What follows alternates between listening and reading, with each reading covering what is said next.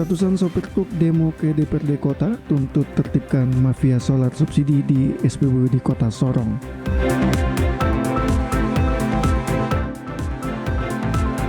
Petugas Leksosek dapat penolakan di beberapa tempat di wilayah Papua Barat.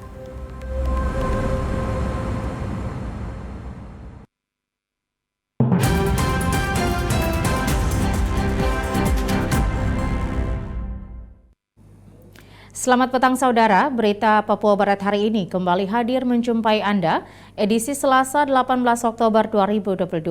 Sejumlah informasi dari daerah di Papua Barat akan kami hadirkan untuk Anda. Bersama saya Maria Talim Bekas, inilah Papua Barat hari ini selengkapnya. Saudara, kesal setiap hari harus antri untuk mendapatkan BBM jenis solar bersubsidi. Ratusan sopir truk di Kota Sorong melakukan aksi unjuk rasa ke DPRD Kota Sorong. Mereka menuntut DPRD sebagai perwakilan rakyat untuk membantu menyelesaikan masalah antrian panjang BBM bersubsidi yang sudah berlangsung berbulan-bulan di Kota Sorong. Ratusan sopir yang mengatasnamakan Persatuan Sopir Truk di Kota dan Kabupaten Sorong, Senin siang 18 Oktober, menggelar aksi damai di kantor DPRD Kota Sorong, di Jalan Perwakilan Kelurahan Klawuyuk, Distrik Sorong Timur, Kota Sorong, Papua Barat. Aksi damai yang dilakukan para supir truk ini lantaran mereka menilai telah terjadi kelangkaan bahan bakar minyak jenis solar di Kota Sorong dan Kabupaten Sorong. Menurut para sopir, sejak 2 bulan terakhir, mereka melakukan antrian sambil tidur di sejumlah SPBU untuk menunggu stok BBM jenis solar masuk di SPBU di kota maupun di Kabupaten Sorong. Terjadinya kelangkaan BBM jenis solar itu diduga lantaran ada permainan orang-orang tertentu atau mafia minyak di kota dan Kabupaten Sorong yang ikut antrian di sejumlah SPBU di Kota Sorong. Para sopir bahkan berteriak meminta Dirut Pertamina Basuki Cahaya Purnama untuk membantu persoalan mereka. Mereka menuding kelangkaan solar bersubsidi di Kota Sorong akibat permainan mafia BBM di sejumlah SPBU di Kota Sorong. Salah satu sopir yang bernama Victor Sarfunin berharap kepada pimpinan setempat bisa membantu kondisi antrean solar subsidi yang terjadi sangat lama. Para sopir mengaku solar subsidi yang diberikan oleh Pertamina sudah sangat cukup, tapi penyalurnya tidak pada tempatnya sehingga terjadi antrean panjang setiap hari. Ini kami bermohon kepada pimpinan setempat bisa membantu kami. Karena solar subsidi mengalami antrean sudah sangat lama, bukan 1-2 bulan, tapi makan tahu. Saya merasa subsidi yang diberikan oleh Pertamina sudah sangat cukup. Tapi ya penyalur-penyalur ini tidak pada tempat, akhirnya sampai saat ini kami selalu mengalami antrean. Perwakilan Sales Manajer Pertamina Rayon 1 Papua Barat, Imade Adi Sanjaya, yang diminta DPRD untuk menjelaskan langsung kepada para sopir, pihak Pertamina membeberkan berbagai temuan kecurangan pada sopir dan masyarakat yang mengantri solar bersubsidi di semua SPBU di Kota Sorong. Di antaranya, pemalsuan nomor polisi mobil, bahkan satu sopir bisa memegang 3 barcode untuk membeli solar bersubsidi 3 kali dalam sehari. Barcode orang lain yang dipegang sama satu mobil. Jadi 3 mobil itu megang satu mobil itu megang 3 barcode. Itu yang harusnya nggak boleh. Jadi harusnya pengguna atau penerima subsidi itu hanya satu mobil satu orang satu kali. Satu hari itu adalah seperti itu. Jadi karena dari sini untuk pengawasan sendiri ke operator kami sudah tekankan ke SPBU juga, kami sudah sampaikan ke SPBU bahwa jika kalian bermain-main atau dengan, ada kerjasama dengan oknum tersebut, kita akan melakukan pembinaan. Pertamina sudah berkoordinasi dengan pihak keamanan untuk segera mengatasi para mafia solar bersubsidi yang diduga beroperasi di sejumlah SPBU di Kota Sorong, sehingga setiap hari terjadi antrian panjang solar bersubsidi. Dari Sorong, Michael Charlesman, TVRI Papua Barat melaporkan. Saudara, kantor Kelurahan Fak-Fak Utara yang dipalang oleh lurah dan staf kelurahan kurang lebih 1 bulan akhirnya dibuka kembali.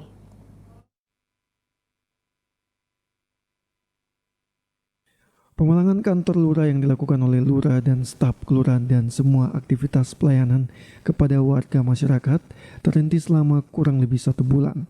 Dalam catatan pada pintu masuk sebelum palang dibuka tertulis mohon maaf untuk sementara waktu pelayanan dialihkan di kantor distrik Fak-Fak. Pada Senin kemarin 17 Oktober 2022 palang dibuka sendiri oleh Lurah Fak-Fak Utara yang disaksikan Asisten 1 Sekda Fak-Fak Ari Prumagesan dan staf Pemda serta para ketua rukun tetangga di wilayah Kelurahan Fak-Fak Utara. Asisten 1 Sekda Fak-Fak Ari Prumagesan kepada TVRI mengatakan palang yang dilakukan oleh Lurah Fak-Fak Utara hal ini tidak boleh terulang kembali karena dapat menghambat proses pelayanan kepada masyarakat. Reda Pohi, di pagi hari yang cerah ini kita panjatkan puji dan syukur kepada Allah Subhanahu Wa Taala, Tuhan yang Maha Kuasa, di mana kita masih tetap diberikan kekuatan sehingga alhamdulillah hari ini kita datang ke Kelurahan Fak-Fak Utara, kemudian sama-sama dengan lurah kita buka palang, daerah kayu palang ini sebagai wujud nyata saja untuk ada perhatian dari lurah dia minta ada perhatian aja. Kami selaku asisten menyikapi ini, kami datang sendiri, kemudian kami buka palang, kemudian nanti kita akan sama-sama di dalam, kemudian kita akan menyampaikan memang apa yang perlu harus disampaikan. Yang sangat diharapkan adalah pemerintah ada untuk melayani dan yang dilayani adalah masyarakat. Ini jangan sampai harus terhenti hanya hal-hal seperti ini. Ya, kita berharap ke depan tidak lagi terulang. Ini seperti itu saja. Setelah palang dibuka, Asisten 1 Sekda Fak-Fak Ari Prumagesan langsung memantau isi kantor Kelurahan Fak-Fak Utara dan melakukan pertemuan dengan para aparat yang berada di Kelurahan Fak-Fak Utara. Dari Kabupaten Fak-Fak, Frans Tamela melaporkan. Saudara, pendataan awal registrasi sosial atau Resoksek. Petugas pendataan lapangan menemukan beberapa kendala saat hendak melakukan pendataan di beberapa tempat di Papua Barat.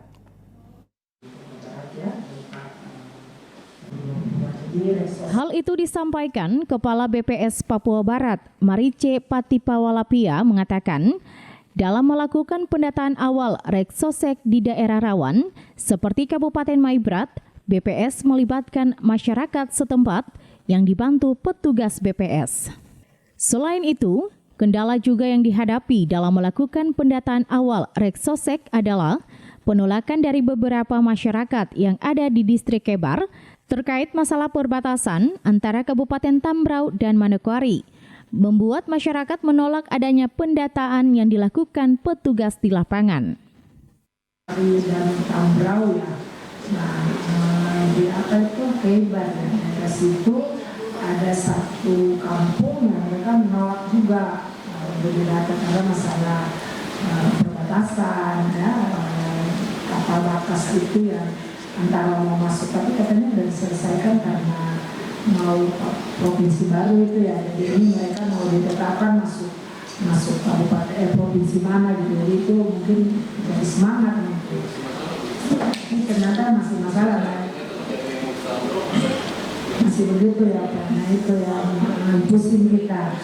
Nah kemudian juga ada, jadi bukan saja masalah. Dengan adanya persoalan yang dialami petugas lapangan, berharap pemerintah daerah setempat bisa memberikan dukungan agar tempat-tempat rawan bisa disegera didata oleh petugas.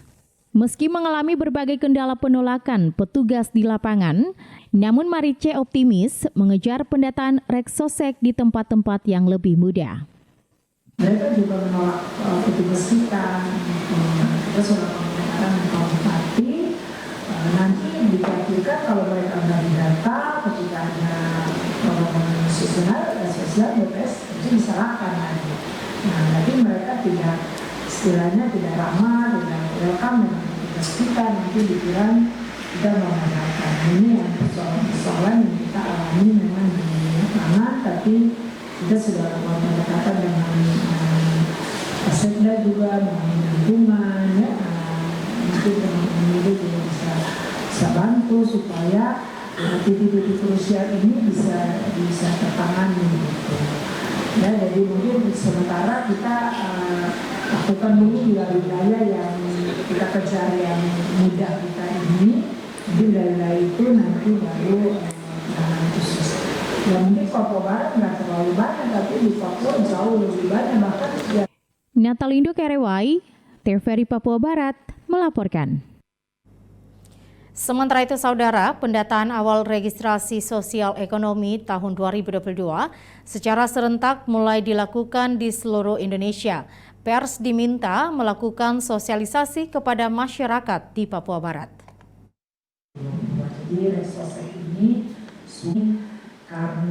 Kepala BPS Papua Barat, Marice Patiwalapia, dalam workshop wartawan pada Senin 17 Oktober 2022 di Aula BPS Papua Barat mengatakan perlu ada intervensi perlindungan sosial oleh pemerintah sehingga diharapkan tepat sasaran dan tepat guna bagi seluruh masyarakat di Indonesia. Ia berharap melalui pendataan awal registrasi sosial ekonomi atau Reksosek 2022, data yang ada benar-benar bisa digunakan sebagai acuan penyaluran program pembangunan sosial bagi masyarakat, khususnya masyarakat di Papua Barat.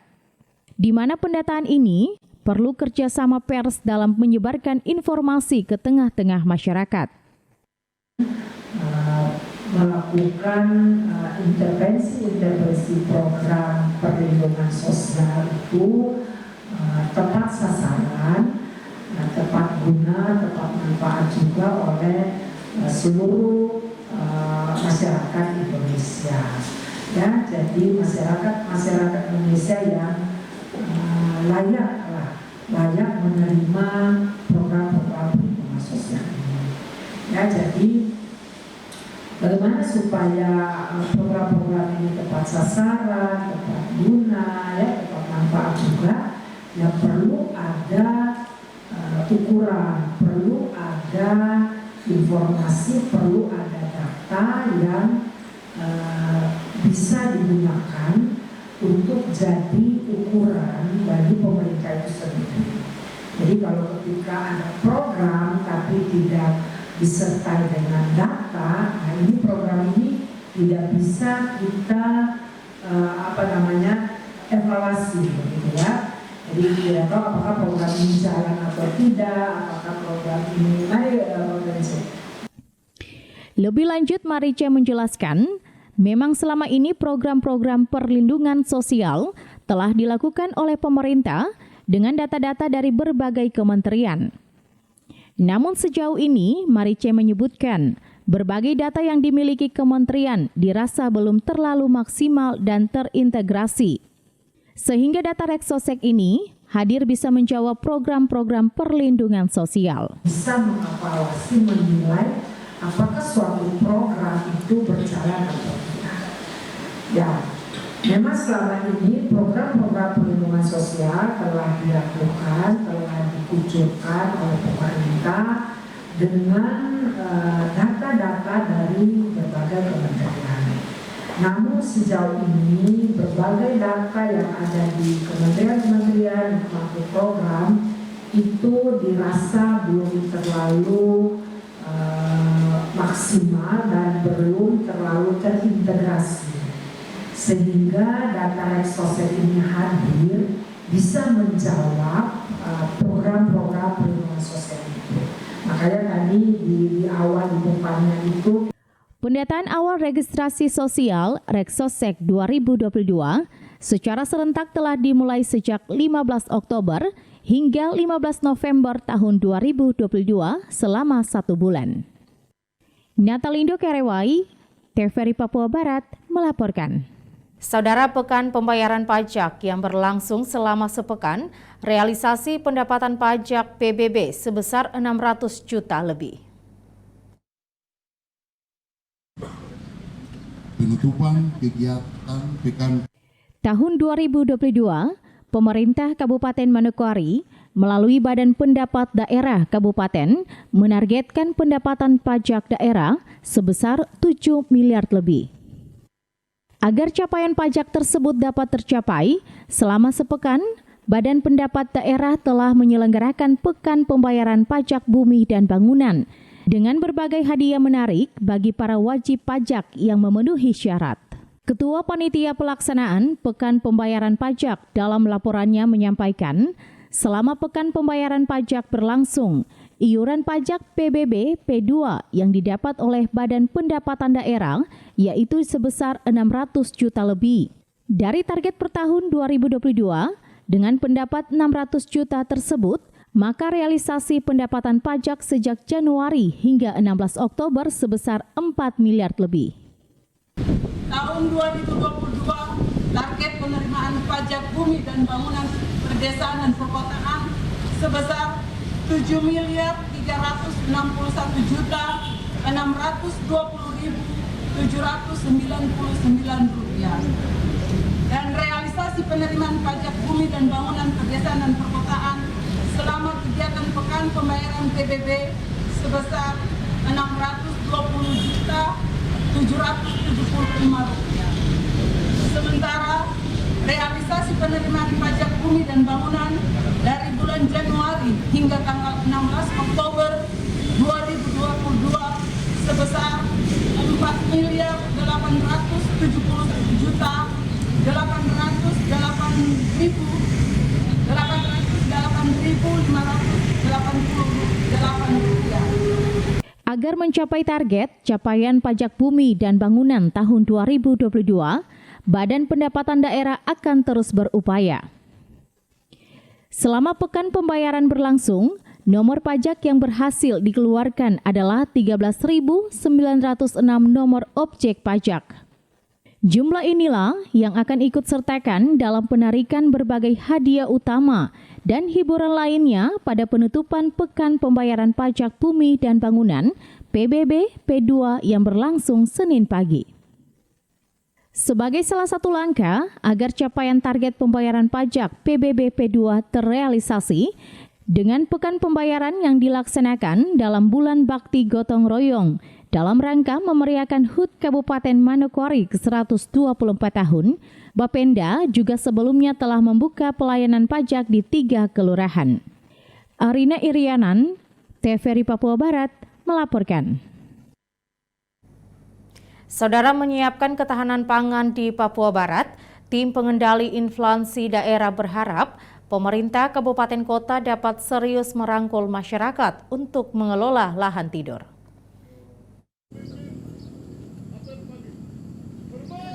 Hal tersebut disampaikan Asisten 2 Sekda Papua Barat, Melkias Werinusa, yang melihat perkembangan global saat ini. Negara-negara penghasil pangan dan juga kebutuhan masyarakat lainnya sudah mulai menutup ekspor keluar dan lebih fokus untuk menyiapkan kebutuhan dalam negeri. Hal yang sama juga disampaikan oleh pemerintah agar mulai sekarang seluruh daerah di Indonesia dapat kembangkan pertanian untuk mencukupi kebutuhan dalam kabupaten hingga provinsi. Asisten 2 Sekda Papua Barat, Melkias Werinusa, saat ditemui mengatakan, situasi tahun 2023 akan sulit diprediksi terkait dengan ekonomi global yang semakin susah, yang akan berdampak pada ketahanan pangan, sehingga inilah yang menjadi fokus kita dalam bekerja. Minimal kita akan memanfaatkan lahan tidur untuk mencukupi stok kita, sehingga dapat memenuhi kebutuhan di masyarakat. Ekonomi bukan saja kita di Provinsi Papua Barat, tetapi kemudian secara jelas juga bahkan di nasional dan internasional kemarin ketika kalau kita mendengar hasil yang disampaikan oleh Ibu Menteri Keuangan setelah sidang di Amerika itu kan memang kemudian situasi ekonomi kita itu ya seperti Bapak Presiden menyampaikan 2023 itu gelap, artinya maksudnya belum bisa diprediksi seperti apa. Nah, persoalan yang kemudian yang terganggu adalah masalah ketahanan pangan. Nah, itu yang kemudian menjadi fokus kita untuk kita bekerja minimal kita di Indonesia sendiri dengan cukup lahan yang luas, masyarakat yang jumlahnya banyak, kita bisa memanfaatkan itu lahan-lahan tidur sehingga ketika situasi kelangkaan kelangkaan pangan itu terjadi, itu kita punya stok untuk itu. Itu yang pertama. Lalu yang kedua, dengan juga melakukan penanaman itu kan kita sedikit mengurangi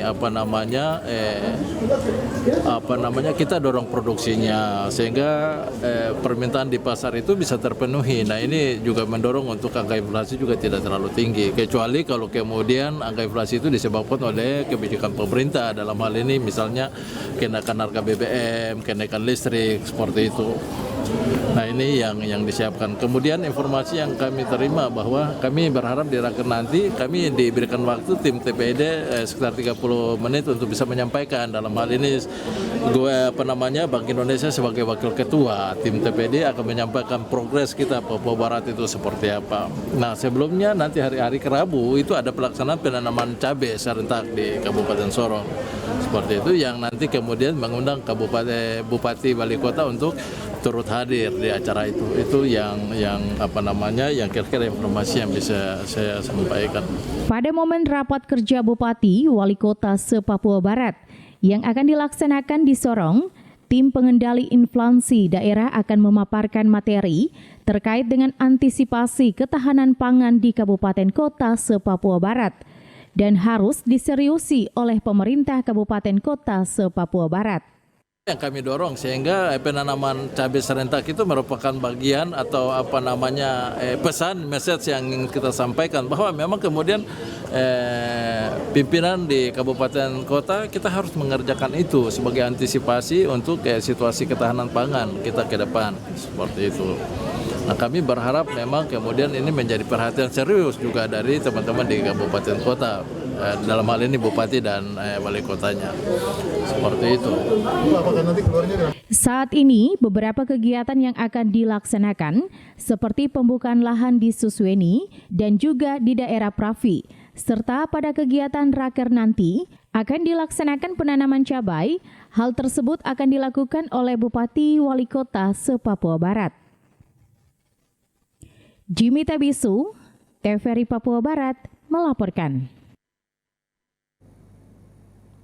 Saudara, dalam rangka meningkatkan minat baca dan menulis di Kabupaten Manokwari, Senin kemarin berlangsung pelantikan pengurus Bunda Literasi periode 2022-2024. Pelantikan pengurus Bunda Literasi Kabupaten Manokwari periode 2022-2024 yang berlangsung Senin kemarin di Aula Kantor DPD PWKI Papua Barat bertujuan untuk membantu pemerintah daerah meningkatkan minat baca dan menulis. Pelantikan pengurus Bunda Literasi Kabupaten Manokwari ditandai dengan pembacaan SK pelantikan dan pemasangan PIN Bunda Literasi dilakukan oleh Bunda Literasi Nyonya Febelina Indo, disaksikan oleh Bupati Manokwari Hermus Indo.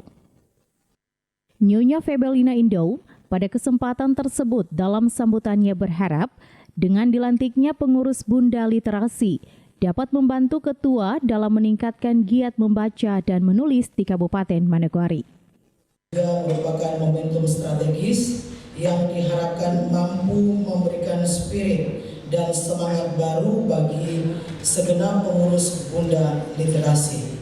Harapan saya kepada pengurus yang baru dilantik kiranya berkenan membantu Ketua Bunda Literasi dalam mendukung khususnya saya dan memberikan informasi yang benar kepada masyarakat dalam memberi motivasi dan inspirasi untuk lebih lagi meningkatkan giat membaca dan menulis. Setelah melantik pengurus Bunda Literasi di tingkat kabupaten, Nyonya Febelina Indo juga menyampaikan akan dilakukan pelantikan Bunda Literasi di tingkat distrik, kelurahan hingga kampung dalam rangka menumbuhkan minat literasi bermuatan lokal.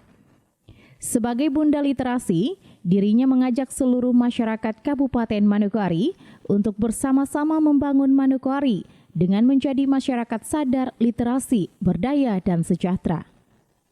Sementara itu, Bupati Manokwari Hermus Indo yang juga pembina pengurus Bunda Literasi Kabupaten Manokwari menyampaikan program literasi di Kabupaten Manokwari menjadi hal penting yang harus diselenggarakan karena misi Pemda Manokwari yakni berdaya saing tentu membutuhkan kualitas dari masyarakat. Oleh sebab itu, masyarakat harus siap untuk bersaing dalam segala bidang, yang tentunya dipengaruhi oleh indeks pembangunan manusia. Untuk itu, angka melek harus ditingkatkan.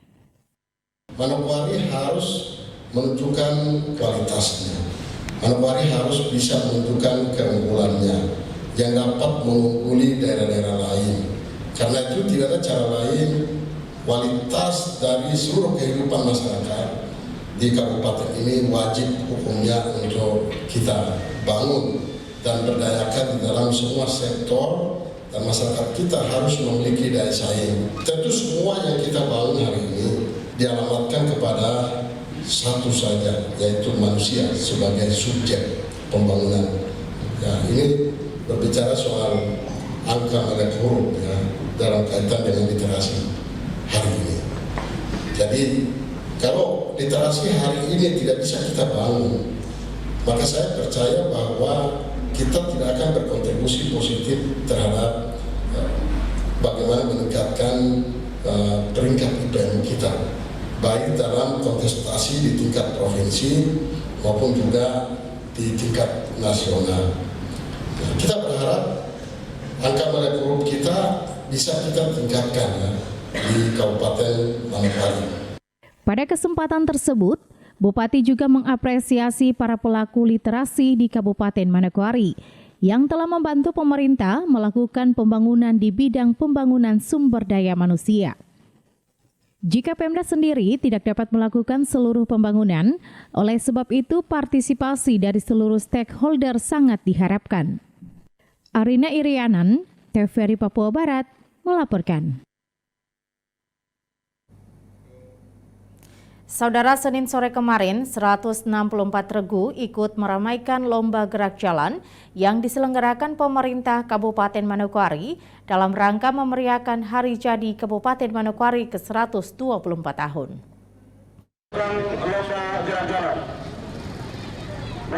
Lomba gerak jalan dalam rangka memeriahkan Hari Jadi Kabupaten Manokwari ke-124 tahun yang dikemas dalam bulan bakti gotong royong berlangsung Senin sore kemarin.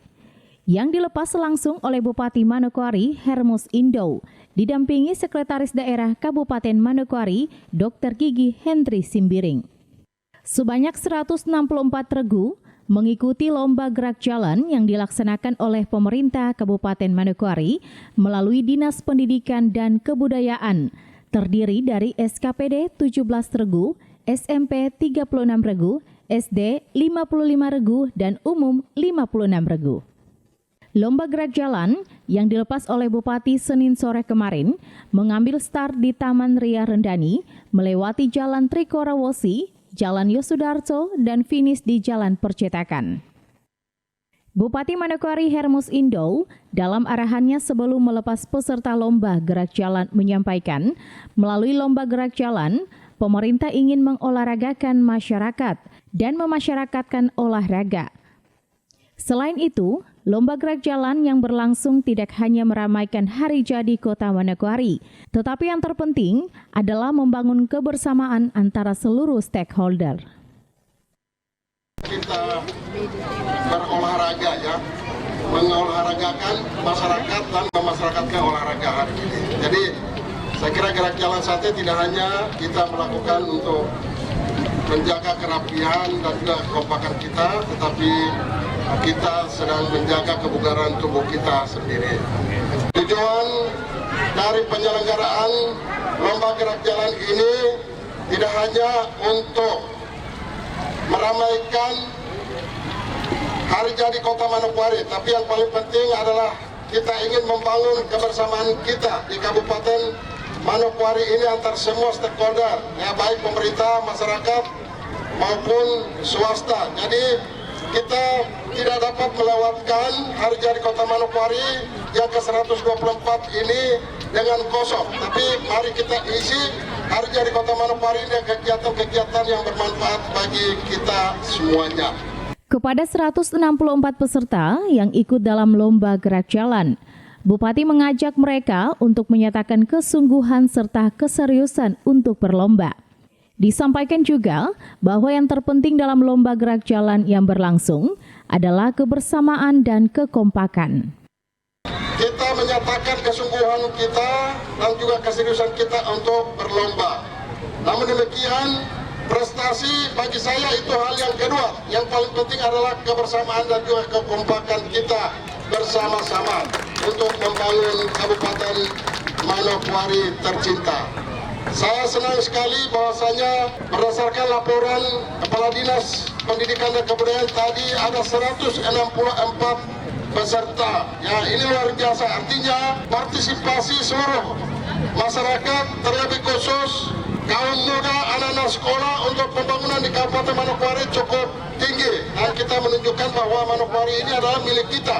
Ya, Manokwari adalah kita dan kita adalah Manokwari. Jadi tidak ada yang bisa bangun Manokwari ini selain kita yang berdiam dan membangun kehidupan kita di sini. Lomba gerak jalan dalam rangka memeriahkan Hari Jadi Kabupaten Manokwari ke-124 tahun dimulai pukul 15.00 atau pukul 3 sore dengan teriknya matahari, namun tidak menyurutkan semangat para peserta untuk sampai ke garis finish. Saudara, informasi tadi sekaligus menutup jumpa kita pada Papua Barat hari ini, edisi Selasa 18 Oktober 2022. Mewakili seluruh kerabat kerja yang bertugas, saya Maria Talim Bekas undur diri dari hadapan Anda. Terima kasih atas kebersamaan Anda dan sampai jumpa.